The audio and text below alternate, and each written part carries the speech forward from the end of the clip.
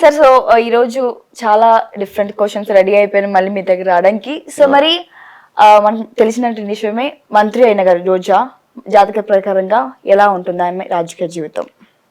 రోజా గారు జాతకం బాగానే ఉంటుంది. ఆమెది తులారాశి కాబట్టి ప్రస్తుతం అష్టమంలో ఉన్నటువంటి గురుడు తర్వాత కుజుడు దీనివల్ల కొంచెం ప్రాబ్లమాటిక్గా ఉంది. రైట్. అలాగే వ్యయంలో ఉన్నటువంటి కేతుగ్రహ ప్రభావాల వల్ల ఆమె కొంచెం గుళ్ళు గోపురాలు ఇవి తిరుగుతూ ఉండాలి. షష్ఠ స్థితిగతుడైనటువంటి రాహుగ్రహ ప్రభావం వలన ఆమెకి గోచారరీత్యా బ్రహ్మాండంగా ఉంది. ఇప్పుడు తిట్టేటటువంటి వాళ్ళంతా కూడా తగ్గిపోయారు ప్రపోర్షనేట్గా. చూడు, ఎలక్షన్ వచ్చిన తర్వాత, రిజల్ట్ వచ్చిన తర్వాత ఇంకా అలాగా అక్టోబర్ 30కి పూర్తిగా తగ్గిపోతారు. అండ్ జనరల్గా ఇప్పుడు ఈ తెలుగుదేశం గవర్నమెంట్ వచ్చిన తర్వాత, పవన్ కళ్యాణ్ గవర్నమెంట్ వచ్చిన తర్వాత వాళ్ళు వీళ్ళని తిట్టట్లేదు, వీళ్ళు వాళ్ళని తిట్టట్లేదు, అంతా కామన్ అయిపోయింది, నార్మలైజ్ అయిపోయింది సిచ్యుయేషన్. ప్రజలకు కాలక్షేపం ఉండదు కాబట్టి ప్రజలకు కూడా విందు కావాలంటే జస్ట్ వాళ్ళని వీళ్ళు వాళ్ళు తిట్టుకుంటుంటే బాగుంటుంది. సంహావ్ రోజా మళ్ళీ పికప్ అవుతుంది.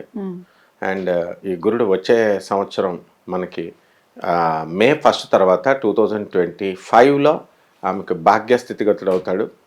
అప్పుడు బ్రహ్మాండంగా ఉంటుంది. ఆ తర్వాత వచ్చేటటువంటిది కర్కాటక రాశిలోకి గురుడు వస్తాడు, అప్పుడు కూడా బ్రహ్మాండంగా ఉంటుంది. సో రాజకీయంగా ఆమె వృద్ధి పికప్ అనేటటువంటిది ఉంటుంది. ఎందుకంటే రియలైజేషన్ వచ్చింది ఆమెకి. అండ్ తిట్టడం వల్ల ఏముండదని, తిట్టడం అనేది కామన్, పబ్లిసిటీ ఒక చక్కగా లైమ్లైట్లో ప్రజలకు దగ్గరగా ఉండాలనే ఉద్దేశంతోనే ఉంటుంది తప్ప వ్యక్తిగతమైన కక్షలు ఏముండవు. రైట్. సో సీఎం జగన్ గారి ఆయన జాతక ప్రకారంగా ఆయన జైలుకి వెళ్ళే అవకాశాలు ఉన్నాయని అంతా అంటున్నారు, వెళ్తాడు అంటున్నారు. సో ఎలా ఉంటుంది ఆయన జాతక ప్రకారంగా? జయలలిత సీఎం వెళ్ళిందా జైలుకి? అప్పుడు ఒక 20 years దాకా ఆమె చనిపోయేంత వరకు కూడా ట్రయల్స్ జరుగుతూనే ఉంది. ఏదో ఒకసారి మామూలుగా జైలుకి వెళ్తారు, అస్తమాను జైలుకి ఏం పంపించరు. జైలుకి వెళ్ళడానికి విట్నెస్లు ఉండాలా, ఇవి ఉండాలా, అవి ఉండాలా. సో మకర రాశి కాబట్టి ఇప్పుడు మకర లగ్నం అయింది. అండ్ మిథున రాశి అయితే ఒకటి ఉంది, మిథున రాశిలో వాళ్ళందరూ కూడా, జగన్ గారే కాదు మొత్తం మిథున రాశి వాళ్ళందరూ కూడా జైలుకి వెళ్ళిపోవాలి. ఎందుకంటే వ్యయములో గురుడు ఉన్నాడు.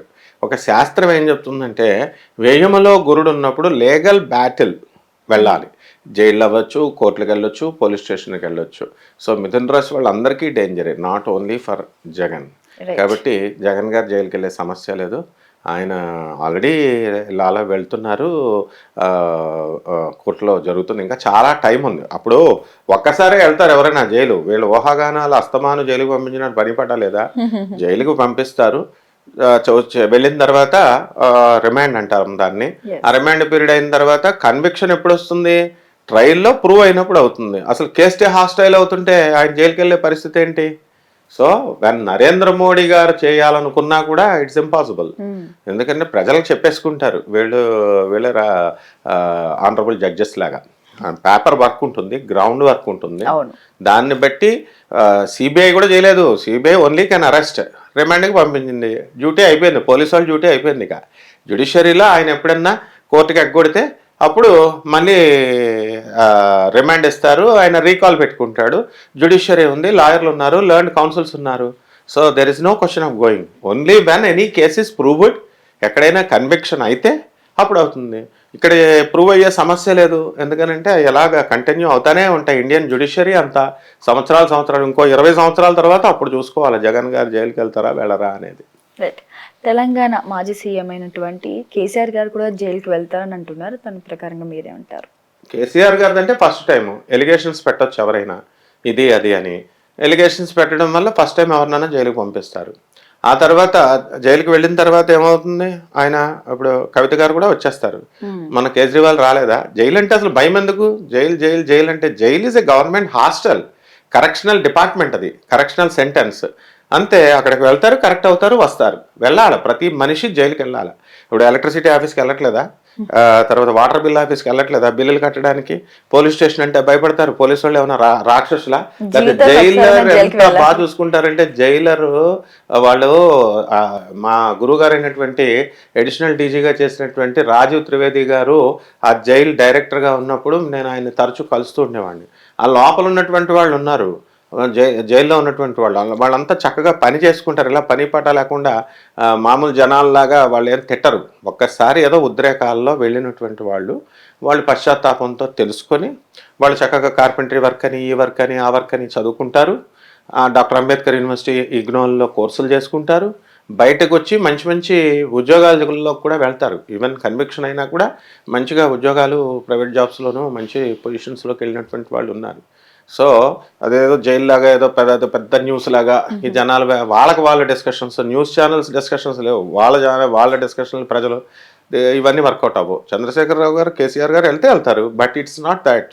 ఎందుకంటే కాంగ్రెస్ స్ట్రాటజీ ఎప్పుడు కూడా మెయిన్ పర్సన్స్ పంపాలి. అలాగే కేటీఆర్ గారు కూడా వెళ్తారు అంటున్నారు. In case by chance KTR గారిని పంపిస్తారు.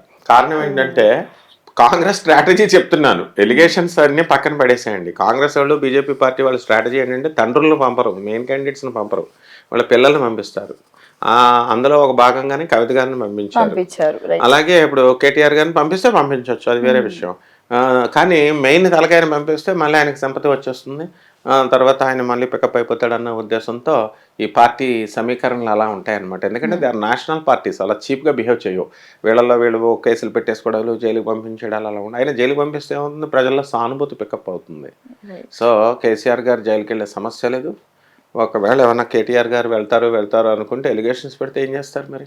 ఇప్పుడు ఫాల్స్ ఎలిగేషన్స్ అవ్వచ్చు, లేకపోతే ట్రూ అవ్వచ్చు, ప్రజలకి ఏం తెలుసు? అవన్నీ రికార్డ్ వర్క్ ఉంటుంది కదా.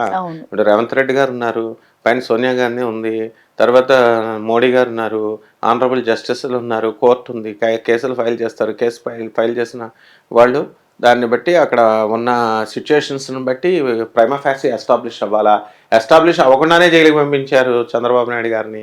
ఇలా anything can be done in judiciary. And law is like an ass, and if you go before the ass it bites you. If you go back of the ass it kicks you. అంటే చట్టం అనేటటువంటి దాన్ని ఒక advocate general గారు ఏం చెప్తారంటే అది ఒక గాడిద లాంటిది, దాని ముందుకెళ్తే కరిసేస్తుంది, గాడిద వెనకాల నుంచి అంటే కిక్ చేస్తుంది. కాబట్టి చట్టాన్ని గౌరవించండి. కృష్ణుడు వసుదేవుడు వెళ్ళి గాడిద కాలు పట్టుకోలేదా? సో మరి లాని ఛాలెంజ్ చేయమని ఎందుకెళ్ళారు? You should be law abiding citizens.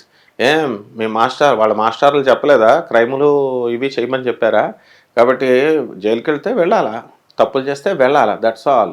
అందువలన జ్యుడిషియరీ ఏం చేస్తుంది, దాని ప్రకారం లా ఆఫ్ కోర్స్ దాని ప్రకారం వచ్చేస్తుంది. గురుగారు, మరి కవిత జాతక ప్రకారం ఎన్ని రోజులు జైల్లో ఉండవచ్చు అంటారు? ఎవరైనా సరే 3 నెలల కంటే ఎక్కువ ఉండకూడదమ్మా. 6 నెలలు 8 నెలలు చేసేస్తున్నారు. ఒక మర్డర్ కేసు ఉన్నవాడే ఒక 3 monthsలో బయటకు వచ్చేస్తున్నాడు. సో ఈ యొక్క కవిత గారి కేసులో ఎలా ఉంటుందంటే మ్యాక్సిమం ఉన్న తర్వాత సిబిఐ అవనివ్వండి, సుప్రీంకోర్టు అవనివ్వండి, హైకోర్ట్స్ అవనివ్వండి, స్ట్రిక్ట్గా కనుక చూసినట్లయితే జ్యుడిషియరీలో ఎందుకని నెలలు ఉన్నారు అని అడుగుతారు. ఎందుకని నెలలు ఉంచారని. కనిమౌళి గారిని బయటకు తీసుకురాలేదా? మ్యాక్సిమం 6 నెలలు ఎవరికైనా సరే, మహా అయితే 8 నెలలు, అంతకు మించి ఏమి ఉండదు. జగన్ వెళ్ళాడంటే ఇట్స్ అన్ ఎక్సెప్షనల్ కేస్. అదేంటంటే సెంట్రల్ గవర్నమెంట్ వాళ్ళు తలుచుకొని గవర్నమెంట్ కక్ష కట్టేసి జడ్జెస్కి చెప్పేసి వాళ్ళు ఇలా ఉంచేసి ఏదేదో అంటారు చేసేస్తారని. ఏం లేదు, మిథున్ రాశి కాబట్టి కవిత గారిది మహా అయితే ఇంకొక 2 నెలలు ఉంటుంది, బ్రహ్మాండంగా బయటికి వస్తుంది అనమాట. రైట్. సో ఎన్టీఆర్ గారు జీవిత ప్రకారంగా లేకపోతే జాతక ప్రకారంగా ఎలా ఉంటుందండి? అంటే ఫ్యాన్స్ కోరిక మేరకు ఏమైనా రాజకీయాల్లోకి వచ్చే అవకాశాలు ఏమైనా ఉన్నాయా? రాజకీయాల్లోకి వెళ్తే ముందు ఈయన సినిమా కెరీరే ముగిసిపోతుంది. ఎప్పుడు కూడా సినిమా కెరీర్ స్వింగ్లో ఉన్నప్పుడు సినిమా కెరీర్ మీదే చూసుకోవాలి. నందమూరి తారక రామారావు గారు డాక్టర్ సీనియర్ ఎన్టీఆర్ చేశాడంటే ఒక వయసు వచ్చిన తర్వాత ఆ ఏజ్లో వెళ్ళాడు పాలిటిక్స్లో. ఇప్పుడు 80% ఫ్యాన్స్కే ఉంది, వెళ్ళండి అని రచ్చగొడతారు. ఇప్పుడు మంచి చంద్రబాబు నాయుడు గారు వేవ్ నడుస్తుంది, పవన్ కళ్యాణ్ గారు వేవ్ నడుస్తుంది. ఇంకా 5 ఏళ్ల దాకా లేదు. ఇప్పుడు వస్తే అటర్ ఫ్లాప్ అయిపోతాడు ఆయన. కాబట్టి ఇంకా జగన్ గారు ఉన్నారు అక్కడ పోటీలో. ప్రజలంతా ఇదే ప్రజలు మేము వేయమని కక్ష కట్టేసి మేము వేయమని చెప్పేసినా ఇదే ప్రజలు వేస్తారు. మేము ఇలాంటి ప్రజలను చాలామందిని చూసాం. ఇంకా ఇది ఆంధ్ర తెలంగాణ ప్రజలే. ఆంధ్ర పల్స్, మేము ఆంధ్రాలం కాదా, మేము తెలంగాణలం కాదా మాకు తెలుసు. కాబట్టి I have seen the national public pulse. వీళ్ళు ఏంటంటే ద పీపుల్ ఆర్ ఆల్వేస్ ఆపర్చునిటిస్ట్. వాళ్ళు ఏంటంటే అవకాశవాదులు ప్రజలు అంతే. ఒక వర్గం వాడు. మరి ఇప్పుడు చంద్రబాబు నాయుడు హవా నడుస్తుంటే, పవన్ కళ్యాణ్ హవా నడుస్తుంటే జగన్ గారికి మరి అన్ని ఓట్లు ఎందుకు పడాలా? కొన్నైనా పడ్డాయి కదా, ఆయన బ్యాంక్ పడింది కదా, అట్లా చెప్తారు అంతే. వీళ్ళకి ఆ డబ్బులు రాని వాళ్ళు లేకపోతే తెలుగుదేశం పార్టీ నుంచి డబ్బులు రాని వాళ్ళు, ఇటీవల లబ్ధి పొందని వాళ్ళు అలా చెప్తారు ప్రజలు. అందువలన ఇది రైట్ టైం కాదని ఆయనకు తెలుసు. అందుకే ఆయన నోరు మెదపట్లేదు. ఆయన ఎప్పుడొస్తాడు, ఈ హవాలు ఇవన్నీ అయిపోయిన తర్వాత, ఆయన ఇంకొక 10-15 సంవత్సరాలు వెళ్ళిపోయిన తర్వాత, ఆయనకు కూడా వయసు ఒక స్థాయి వచ్చిన తర్వాత, అప్పుడు ఈ పార్టీస్ అన్నీ నల్లిఫై అయిపోతాయి. ఇవన్నీ కూడా వీటి మీద క్రేజ్ తగ్గిపోద్ది, ప్రజలు కూడా మారిపోతారు. సో అప్పుడు ఈ ఫ్యాన్స్ వాళ్ళు ఆయన్ని రమ్మని ఆహ్వానిస్తారు.